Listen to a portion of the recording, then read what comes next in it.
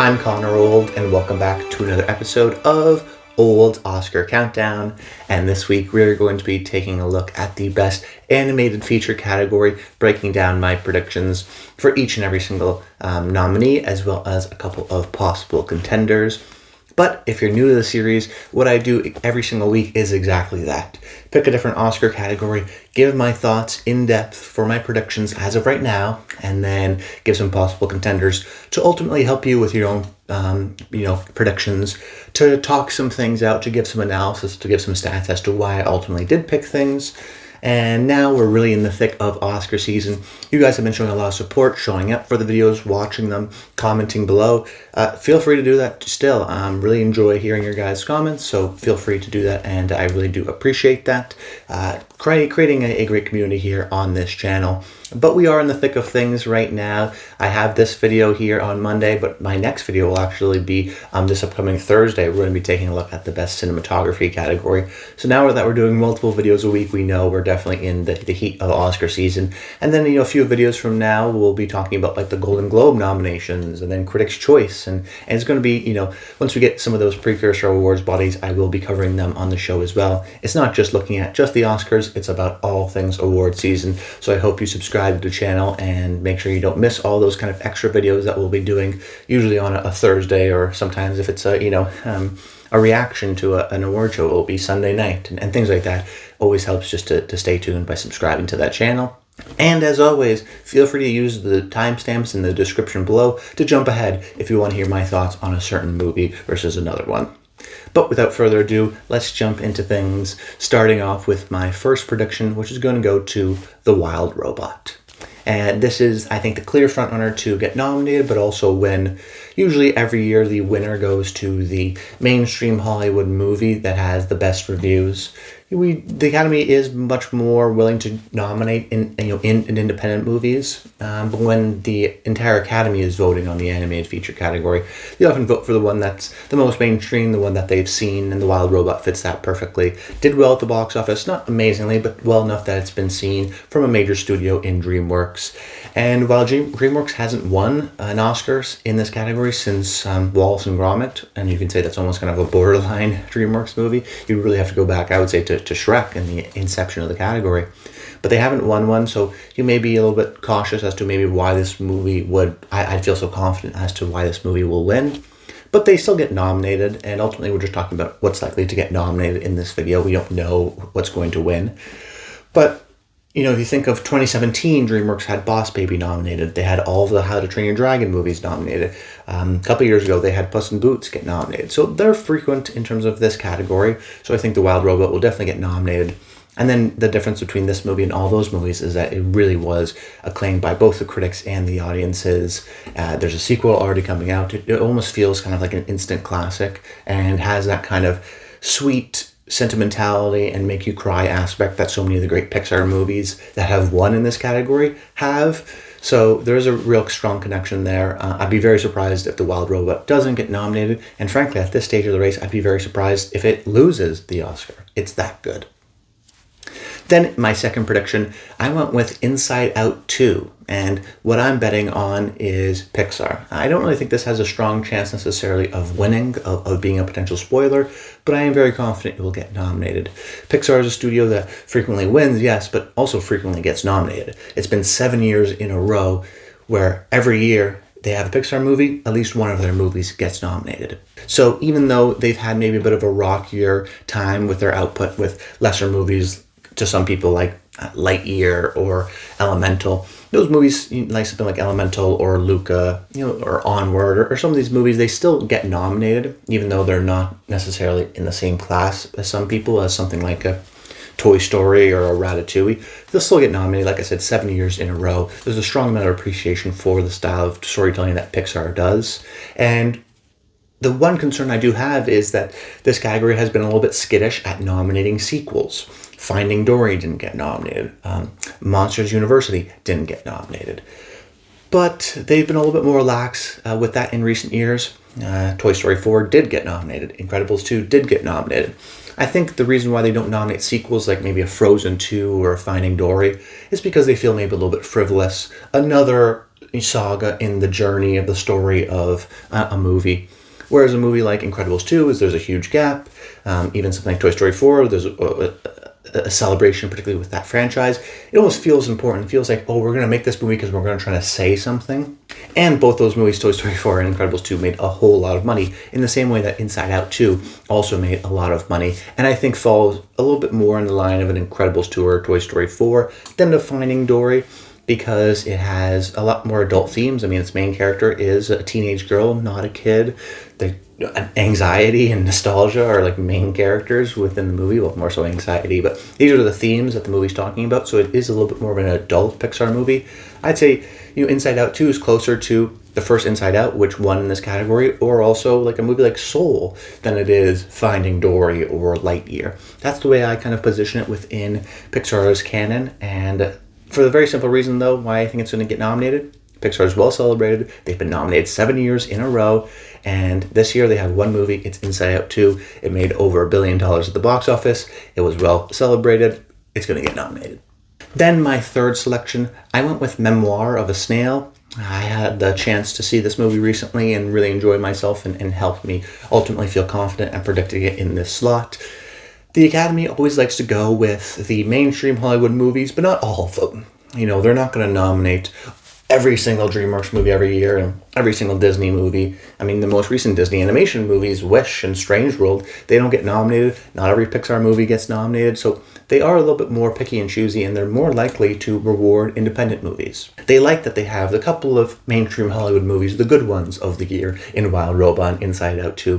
But then they'll nominate, international movies like The Red Turtle, or I Lost My Body, or Klaus, or some of these movies. Robot Dreams, I think, would fall into this category. Non-American, usually like European or Japanese animation movies that are wildly different and made for a lot less money than some of your mainstream movies. They like to celebrate those types of movies as well. And Memoir of a Snail fits into that box perfectly. It's a foreign movie, technically only slightly foreign though, because it's Australia and the movie's in English, so it doesn't feel too foreign, but still not American mainstream Hollywood. So it's got that going for it, which the Academy does appreciate. And it's also got a unique style of animation in that it's stop motion animation. And whether it be Laika or the Aardman films, this branch of the Academy still likes and appreciates stop motion animation. So I think it's got a strong shot at getting nominated because of that. And then, like I said, I've seen the movie, and the movie itself is very sweet, kind of weird and quirky and strange, but a strangeness that you kind of want to hold and feel empathetic towards. It's unique in that sense, and I think it'll stick out in Academy members' minds because of how kind of weird and different it is. And then it's got that very kind of unique stop-motion animation, as well as it being not a mainstream Hollywood movie, but also really well acclaimed. So really well acclaimed, still not too foreign, it's in English, but with that unique animation style and a really terrific movie. I do think Memoir of a Snail could be a potential spoiler to win, but right now I think has a good shot at getting nominated. Now, with my fourth pick, I'm going to go with Wallace and Gromit, Vengeance Most Fowl, the most recent Wallace and Gromit film, technically only the second movie from Aardman Animation, and I'm betting on the Brits because they usually get nominated in this category, particularly for Aardman. And now Aardman isn't a guarantee to get nominated in the same way like a Pixar is usually guaranteed to get nominated, but what they are is very likely to get nominated if their movie is good. They're kind of like Laika in that sense, where if the movie is really well acclaimed and good, it will get nominated because the animation is so great. They just have to have a pretty good movie for the Academy to want to support that. And I actually went back and looked at all of Aardman's movies, and every single movie that had an 80 or above on Metacritic got nominated at the Oscars. Well, Wallace and Gromit, Vengeance Most Fowl, has over an 80 on Metacritic as the time of this recording. So feel confident that it will get in because of that. And even, frankly, some of the movies that got 70 on Metacritic, movies like The Pirates or Shaun the Sheep, Farmageddon, these are movies that also got nominated. So if essentially what that means is if your Aardman movie is pretty good, it's got a 70 and above on Metacritic, it'll probably get nominated at the Oscars. And it's actually movies like Chicken Run, Dawn of the Nugget, that have 60s on, or Early Man, which was in the 60s on Metacritic. Those are the movies that actually don't get nominated at the Oscars because they're maybe just not as well liked. But now you have Wallace and Gromit. Also, let's not forget the first Wallace and Gromit actually won Curse of the Were-Rabbit. And I I wouldn't necessarily say this was a sequel because it's almost a different story within the Wallace and Gromit universe. I mean, they were in shorts before they were in the first movie, Curse of the Were-Rabbit. So I think there's going to be a factor of, hey, I really like Wallace and Gromit. I like these characters because the animation branch gave it the Oscar back in 2005. So they're going to like these characters. This movie is well reviewed. It's on Netflix, so we know it's going to be easily accessible and easy to watch. That's going to be really important. And speaking about Netflix, actually, if you count Mitchell's versus the Machines, like I do, as a Netflix movie, because it was created by Sony, but then it was distributed by Netflix. A lot of people saw on Netflix. It was the weird COVID year. So if you include that movie as a Netflix movie, it's been 5 years in a row in which a Netflix animated movie got nominated in this category. They're a major player just as much as Pixar is. So go down the list. What's their big movie this year? I guess you could say it's Spellbound, but that's probably not going to get nominated. It's really Wallace and Gromit. I think they're really going to campaign for this movie to get nominated. And I think people have this movie right now in their maybe 5th slot or 6th slot. I feel a lot more confident in it, even though it's only in my 4th slot, because I'm betting on Netflix. This is their main movie of the year. This is the one they're going to campaign. Wallace and Gromit, well reviewed. Aardman, well liked as a studio, just because of their unique claymation kind of stop motion animation. So everything just lines up perfectly well. On paper, everything makes sense for Wallace and Gromit to get a nomination. And then my final selection, I went with Flow, and this is a new Latvian movie that is almost completely silent. Got a bunch of sounds, but there's not really any spoken dialogue about this cat and their adventures and the different kind of animals it meets along the way.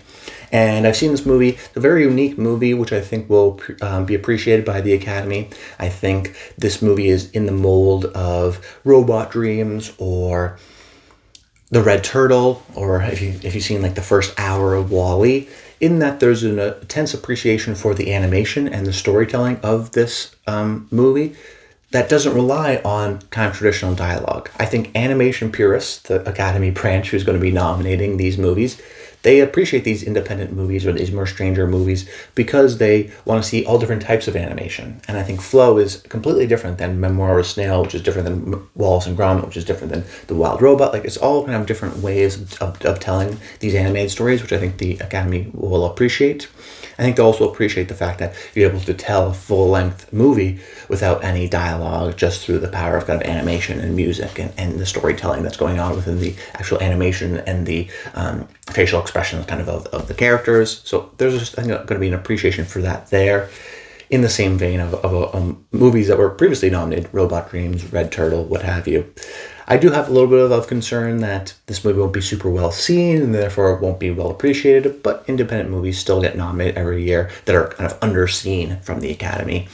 And I think it's being positioned as a festival movie, and that's important because the Academy is a bunch of adults, so they, resonate more with more adult themes.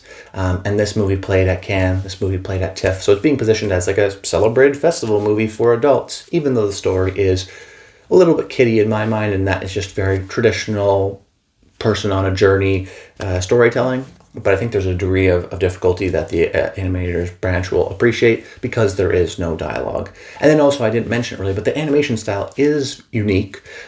It could be a pro or a con. I think it's going to be a pro ultimately because it's so different. It looks so different than the other movies. It will help it stand out. But it could be a con because it's very, I would call it video gamey, very computer generated. Feels like, when you move a camera around during instant replay in like Madden or something, there is a kind of weird video gamey kind of 3D world. You would almost generate a world and then you would float the camera throughout, kind of a story perspective. But still, I think done with some artistry as well, and unique and very different. So right now, it's betting on Flow or a bigger movie like Moana 2, and I'm betting on the independent movie because that's a little bit more of the style of the Academy. Now, speaking about some possible contenders, my first one's going to go to Moana 2. This is a movie that I think will be a smash hit. I think it will make over $1 billion at the box office. I think it will be pretty well reviewed, and yet I don't think any of that will change my mind in terms of if I think it will get nominated. Maybe it gets in at Critics' Choice and does really well at the Annies, and it's an amazing movie. Reviews haven't come out yet at the recording of this video, so maybe I'll be wrong and I'll eventually put in my predictions. But right now, even thinking it's going to get $1 billion at the box office and get pretty good reviews, 75 plus on Rotten Tomatoes, I still don't believe it's going to get nominated because it has a lot of things going against it. The first one is that I think a lot of people know that this was a TV show that was refitted to be a movie. I don't know if they're going to nominate that and support that kind of a decision making. Oh, it's a TV show, but actually we're going to cut it together into a movie. More so than they're going to appreciate like this small Latvian team that making Flow, putting years of their lives into it. That's the type of movie that the Academy wants to almost support rather than a big movie like Moana 2.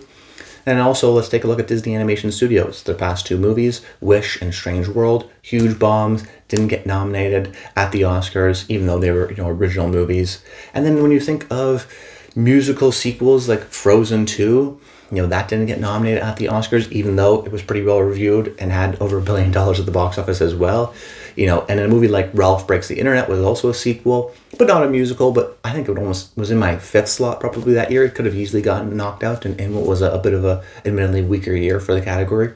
This year I don't think there's a weaker year. I think Flow and Memoir of a Snail are critically acclaimed independent movies, but they've been playing at festivals, they've been seen by a lot of people, they're real contenders. And then Wallace and Gromit is a Netflix movie that we know is going to be seen. So Moana 2 does have, I think, some stiff competition this year. I think this branch will be a little bit more hesitant at nominating a sequel. And then like I talked about with Inside Out 2, Connor, why are you predicting Inside Out 2, a sequel, to get nominated, but not Moana 2? Well, Inside Out 2, like I mentioned, was, I feel, a little bit more of an interesting sequel in its approach to its themes of anxiety and nostalgia and having a teen protagonist that will appeal to the Academy because it's almost a reason for a sequel. Whereas something like Moana 2, they weren't even planning a sequel. It was a TV show that was refitted to be a movie. Feels maybe a little bit more like another adventure in Moana's story rather than a full-fledged, really wanted to have an idea for a sequel and decided to do it. And I also think that, this movie may not be as good because it doesn't have Lin-Manuel Miranda songs and it was a TV show refitted to be a movie. So I think it's going to be totally pretty well reviewed. I don't think it's going to be The Wild Robot well reviewed. And I do have some concerns that it will be seen as just like another frivolous musical for the kids rather than, a serious form of art, which the Academy ultimately looks at and is why they nominate these independent movies year over the big budget movies. And then quickly, my final possible contender is Chicken for Linda, which is a similar movie to Flow in that it's foreign and that it's an international movie and it played at Cannes, so it has the kind of festival acclaim and it's got a very unique animation style, kind of this color book, very bright colored animation style. The one thing that has dropped it a bit in my estimation is that it wasn't as celebrated of a festival movie. It played at Cannes, yes, but nothing else. Flow played at Cannes and TIFF, and it's been doing much more festivals and been on that run, so I think it has a little bit of a higher profile. And Chicken for Linda is also in French, whereas Flow doesn't have a language, so it's kind of a little bit more universal. And Flow has a cute cat, which I think people will just feel a little bit more warm towards. So Chicken for Linda maybe would have been a contender in previous years. I think ultimately it's a little bit too small, a little bit too foreign, a little bit too niche, and I don't think it'll be well seen enough to ultimately contend, particularly when you have a powerhouse like Moana 2 or another kind of independent powerhouse in a movie like Flow that has a little bit more universality because of the lack of a language, which can appeal to a lot of people because of the kind of animal connection as well. The real question maybe would be if people reject, and the Academy rejects the Flow's kind of computer-generated animation style and want to go with more like a hand-drawn approach like Chicken for Linda, they may celebrate that there. But my contender here, possible contender, I don't think it's going to be Lord of the Rings, War for Rohirrim, the most recent anime Lord of the Rings movie. I don't think it's going to be Transformers 1. I think it's going to be more, if there is an upset, of an independent movie like a Chicken for Linda.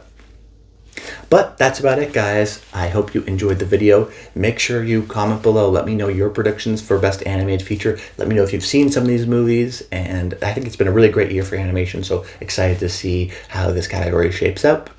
But that's about it. Stay tuned. And for this week, Thursday, I'm going to be doing another video, so subscribe to the channel. We're going to be doing multiple videos a week now, so keep up to date with all that good stuff. We're going to be talking about the best cinematography category. Should be a fun one. But that's about it. Until next time, stay tuned.